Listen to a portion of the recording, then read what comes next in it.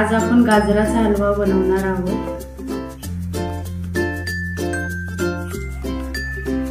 गाजरच्या हलव्यासाठी लागणारे साहित्य बघूया आपण। हे मी गाजर किसून घेतले अर्धा किलो आणि ते खवा घेतलाय 100 ग्रॅम आणि गुळ घेतलाय। साखरेचं नाही दाखवणार आहे मी, गुळाचं दाखवणार आहे। गुळ तुम्ही तुमच्या आवडीनुसार घ्या। ड्रायफ्रूट्स मध्ये बदाम, मनुके आणि काजू घेतले आणि ही वेलची पूड घेतली आणि हे तूप घेतले थोडंसं आणि दूध घेतले। कढई घेतले, कढईमध्ये मी थोडंसं तूप टाकून घेते जेणेकरून आपल्याला ते हे भाजून घ्यायचे ड्रायफ्रूट्स। तूप गरम झाले, आता आपण बदाम, काजू आणि मनुके भाजून घेऊया।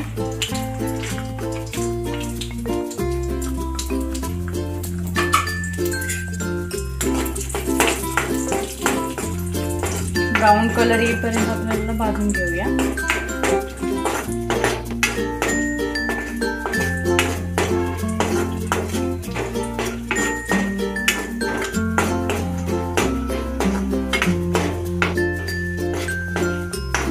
बघा आता हे आपलं भाजून झाले आहेत, आपण हे काढून घेऊया प्लेट मध्ये।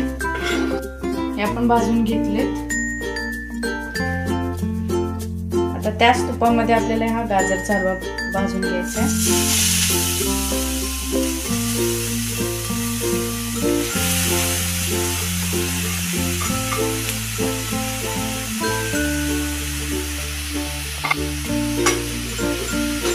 परतून घ्यायचे आपल्याला तुपावरती।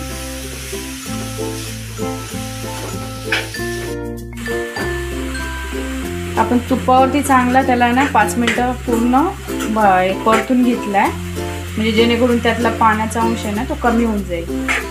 हाय फ्लेम वरतीच आपल्याला हे प्रोसेस करायची आहे आणि नंतर त्याच्यामध्ये दूध टाकायचं आपल्याला।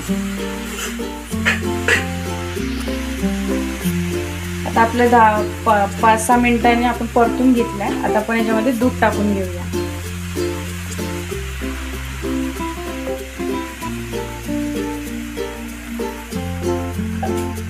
आपल्याला परत त्याला परतून घ्यायचंय आणि 5 ते 10 मिनिटं आपल्याला चांगलं शिजून द्यायचं।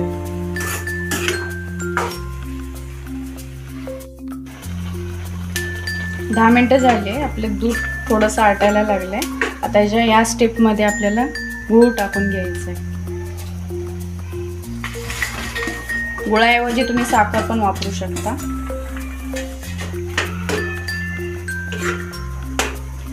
तर गुळामुळे ह्याला अजून एकदा पाणी सुटणार। हे कमीत कमी 15-20 मिनिटं लागतात आटायला।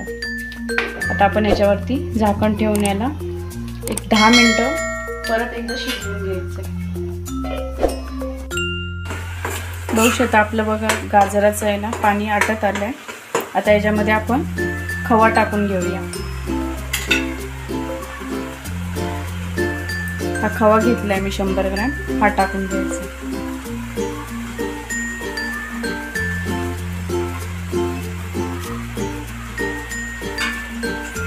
परत मिक्स करून घ्यायचं आपल्याला।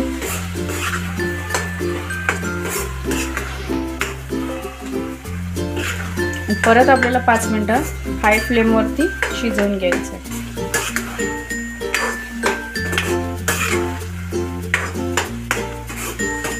5 मिनिटं आपल्याला परत हलवून घ्यायचं, शिजवून घ्यायचं। 5 मिनिटानंतर बघू शकता आपला हलवा तयार झालाय। आता याच्यामध्ये आपण वेलची टाकून घेऊया। वेलची घेतलेली मी आणि जायफळ पूड एकत्र करून, आणि आपण ड्रायफ्रुट्स भाजून घेतलेले ते टाकून घेऊया। नाही टाकले तरी चालेल। परत एकत्र करून घेऊया।